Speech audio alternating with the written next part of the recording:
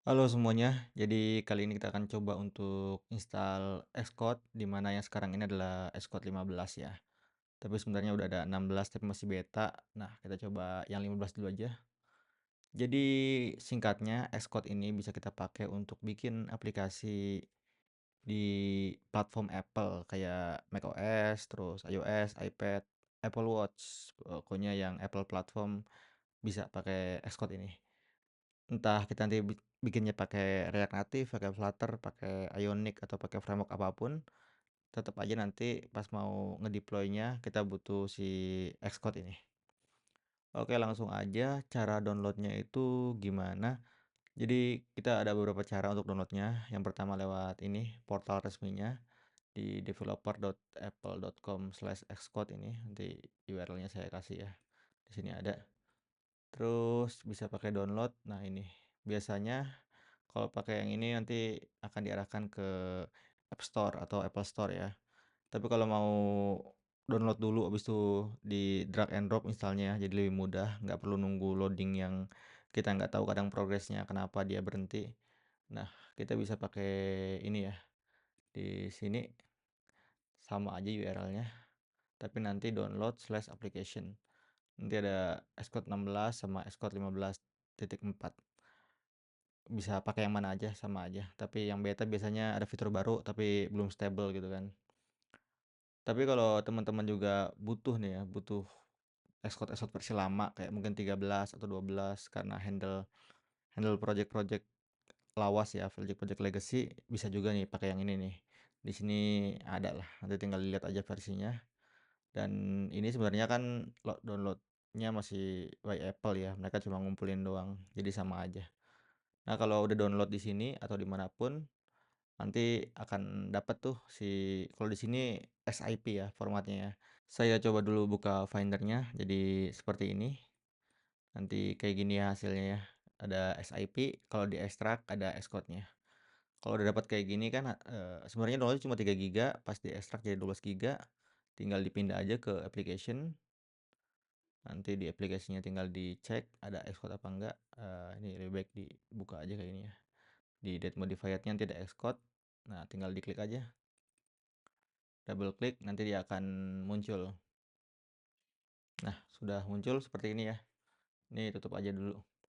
Jadi di Xcode yang terbaru ini yang sekarang-sekarang ini kita dibebaskan ya. Misalnya cuma develop buat macOS, jadi nggak usah download SDK buat si iOS-nya dan lain-lainnya. Nanti kalau diperluin baru download. Nah, kalau teman-teman perlu, teman-teman bisa download aja di sini untuk macOS-nya atau iOS-nya ya. Jadi tinggal download, tapi nanti ada proses lagi buat downloadnya. Pastiin internetnya juga stabil ya. Nah, sekarang saya coba aja tanpa ini biar cepet. Terus atau mau sama aja stepnya sama. Nah, saya install. Ini saya masukin password.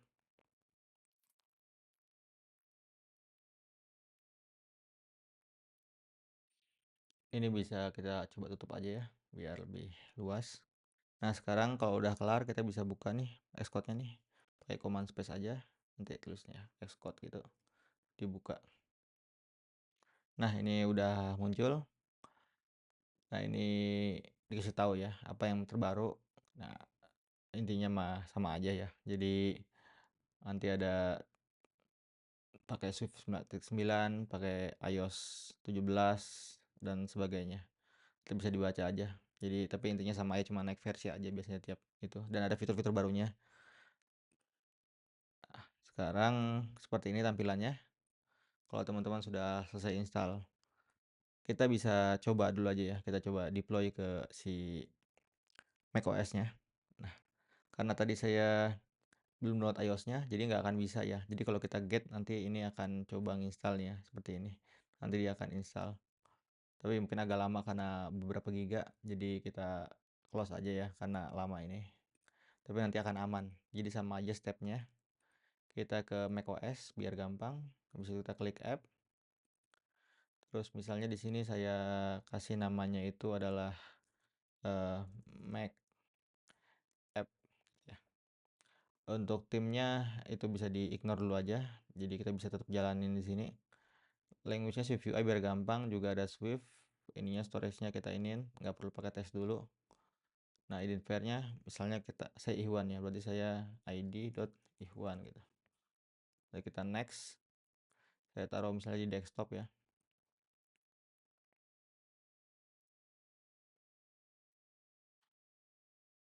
Nah, ini karena nggak ada Git-nya ya, belum saya install Git di komputer ini, jadi akan ada error. Tapi bisa aja di cancel, nanti tinggal di setup aja Git-nya. Nah, kalau udah ready, kita bisa coba running di sini, nanti hello world ya, pilihnya seperti ini.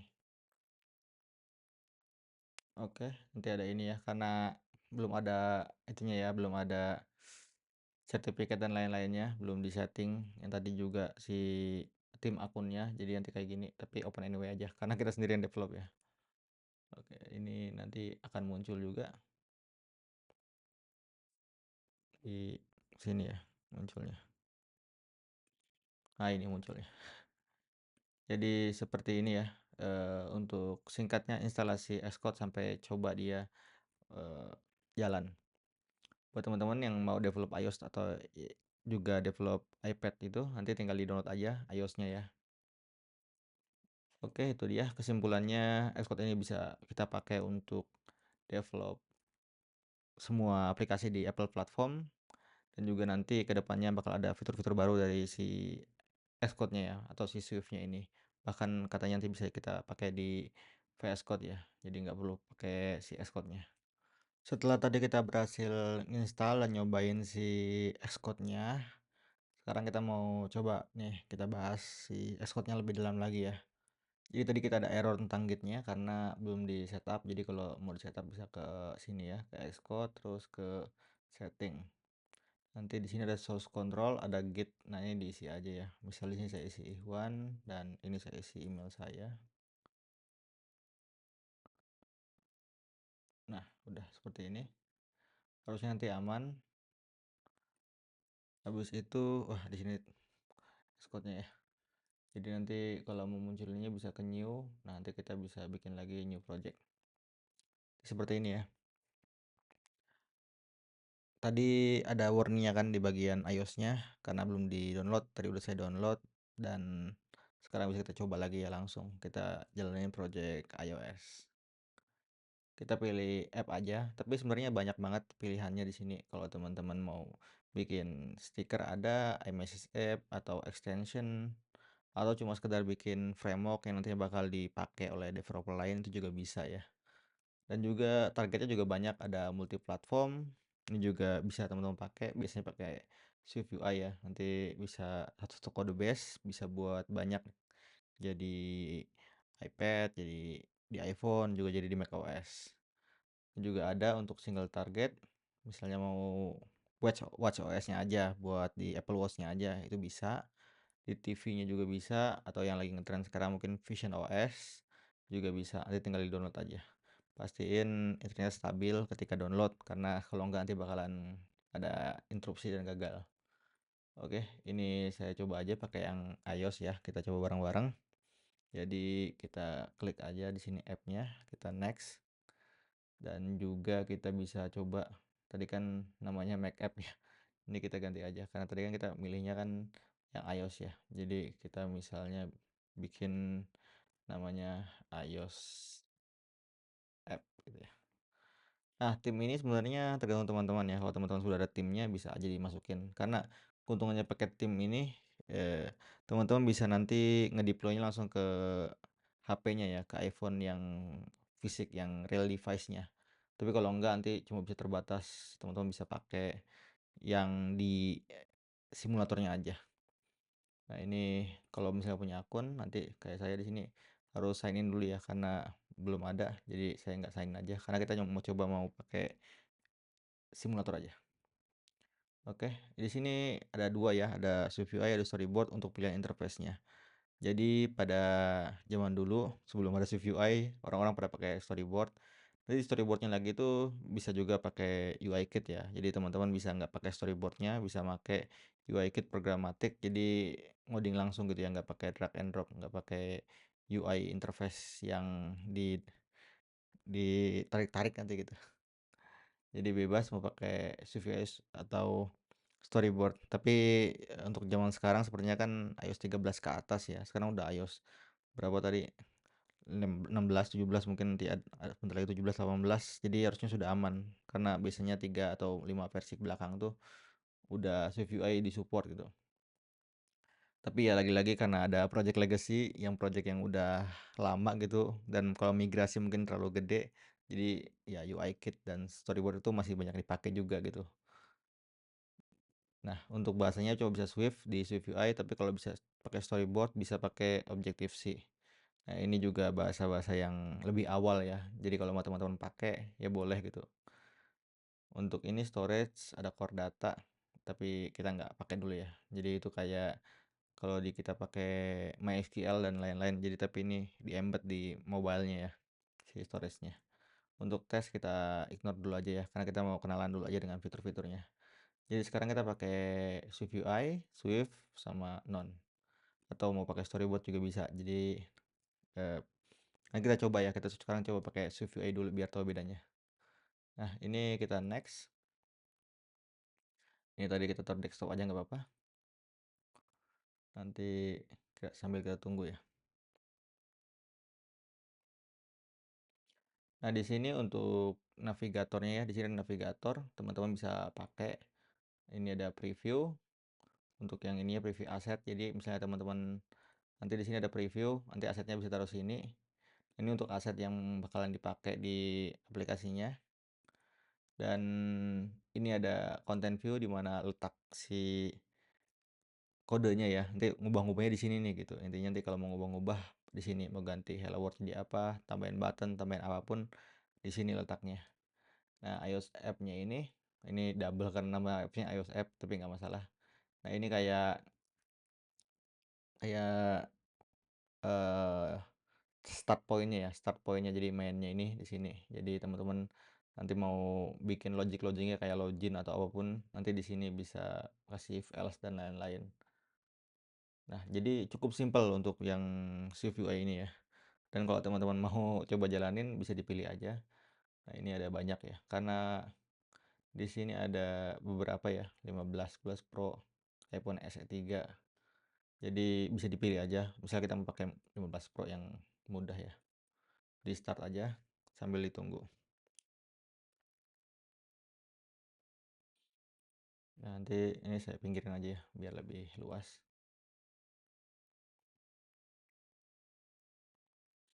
Sambil menunggu kita bisa bahas fitur-fitur lainnya. Jadi di sisi lain, misalnya kita lagi di content view, kita bisa lihat previewnya. Ini tidak jalan, harusnya jalan ya. Nanti di pinggirnya teman-teman bisa bisa ubah-ubah nih. Jadi bisa ngubah di sini sama bisa ngubah di sini juga gitu. Nah, ini bisa dieksplor juga karena banyak banget. Tapi rata-rata memang langsung di sininya ya. Tapi buat orang-orang yang suka suka orang-orang yang suka lebih suka di visual gitu ya, lebih suka. Kadang kan ada yang suka drag and drop, ada yang suka ngoding gitu kan ya. Tapi sebenarnya sama aja sih outputnya gitu. Tapi kalau malas ngetik-ngetiknya di sini bisa ganti nih. Ini ada nambah-nambahin padding dan lain ada di sini. Misalnya teks juga di sini kita klik, maka di sini akan berubah juga ya. Jadi mau ngobain hello world sini atau hello world di sini ya harusnya sama aja ya. Jadi kita ganti hello coders gitu ya. Kita enter, maka di sini juga berubah ya. Jadi ya bisa teman-teman coba aja nanti. Di sini hello coders, previewnya muncul, tapi ya di sini belum muncul ya. Agak lama juga. Nah, itu untuk bagian yang tampilannya ya. Di sisi lain, kalau teman-teman mau lihat ini ada banyak nih ya. Di sini ada berbagai macam fitur ya kayak gate ini ya untuk pengaturan apa yang udah kita ubah, apa yang belum kita ubah di sini nanti bisa kelihatan dari version controlnya ya. Terus di sini ada bookmark. Nah, ini fitur yang bisa teman-teman pakai juga. Ada pencarian, ada ya ini buat error juga nanti ada ya misalnya. Nanti kalau project udah gede, ya ini bakalan kepake sih yang sebelah sini bisa bisa buat tes, bisa ngelihat memori. Juga ini buat breakpoint. Jadi kalau teman-teman mau nyari ngedebug gitu, mau kasih breakpoint tuh kayak berhenti di mananya gitu, biar kode ini keeksekusi apa enggak. Nah, ini bisa dicoba dan di sini juga ada ya keterangannya ya, history-historinya gitu. Nah, di sini juga ada cloud ya, jadi ada Xcode Cloud, tapi kayaknya ini lebih ke ngebuildnya di cloud ya, jadi nggak di mesin sini. Ini cocok banget ya, misalnya teman-teman habis commit, terus push, terus mau langsung di-build ke App Store itu bisa otomatis. Tapi kalau manualnya itu nanti ada cara lagi, ini dipilih dulu, dipindahin ke yang any device ini ya. Terus habis itu pilih produk, archive, itu juga bisa untuk submit ke test flight atau App Store itu. Itu ya, itu bisa banget. Setelah itu kita bisa juga belajar cara pakai ini ya. Ini kan ada iPhone-nya nih. Nah, ini di sini bisa tahu jadi perubahannya gimana. Tapi kalau kita ganti-ganti ini nggak langsung berubah ya. Walaupun kita save nggak bisa langsung berubah karena dia harus di running ulang. Tapi kalau previewnya ini berubah. Jadi ya kalau pakai Swift UI enaknya kita bisa langsung coba di previewnya. Nah, sekarang setelah kita lihat yang direktorinya si Swift UI ini kan yang cuma seperti ini. Kalau teman-teman lihat dan simple banget ya, kodenya juga lebih mudah, VStack, image, text, sama kasih paddingnya seperti ini. Kita nggak banyak bahas codingannya karena nanti akan ada video terpisah. Jadi kita bahas teknikal di Xcode-nya dulu aja. Nah, di sini juga ada skema ya. Nah, skema ini berguna banget kalau teman-teman misalnya nanti punya beberapa versi apps ya. Kan kita nggak mungkin langsung nyoba untuk production, misalnya ada staging, ada development gitu ya, dipisah-pisah si environment-nya. Kan kalau ngetes-ngetes bikin transaksi dan lain kalau di production kan ribet juga ya, masa harus bayar dulu, harus apa dulu gitu ya. Jadi nanti bisa dibikin kalau mau stop bisa pakai yang ini ya. Jadi nanti apps-nya stop di sini. Itu dia untuk yang versi CVI. Kita akan coba develop untuk yang versi UI kit-nya ya atau storyboard-nya. Ini kita tutup aja ya. Ini kita tutup. Nah, habis itu kita file, new, maaf, terus kita pilih project. Nah, ini kita pilih yang sama app, tapi di sini kita ganti, misalnya kita ganti sini iOS UI kit gitu ya. Ini kita pilih yang storyboard, ini Swift juga biar lebih mudah ya. Kita coba next. Nah, kita langsung aja kita create. Nah, di sini struktur filenya lebih banyak ya. Kalau untuk si UI kit ada app delegate. Nah, ini untuk awalnya ya, untuk main poinnya dia masuk akan ke sini dan dia ada fungsi-fungsi bawaannya. Juga ada scene delegate, ini sama aja tapi biasanya dieksekusi di iOS yang lebih tinggi ya, karena udah beda. Eh, Dan ada view controller, di mana view controller ini nyambung dengan yang di storyboardnya ya. Di sini ada storyboard, jadi nyambung. Nah, ini view controller. Jadi ini UI-nya untuk bikin-bikin tampilannya, misalnya mau bikin tampilan Hello World atau apa, pakai label misalnya atau pakai button gini ya. Label aja ya. Label terus ini dan tentu ini akan ada ini ya, akan ada pilihannya juga untuk ganti-ganti karena ini benar-benar UI builder ya gitu ya. Dan biar kita bisa bikin dia ke tengah, kita harus ini ya, seperti ini.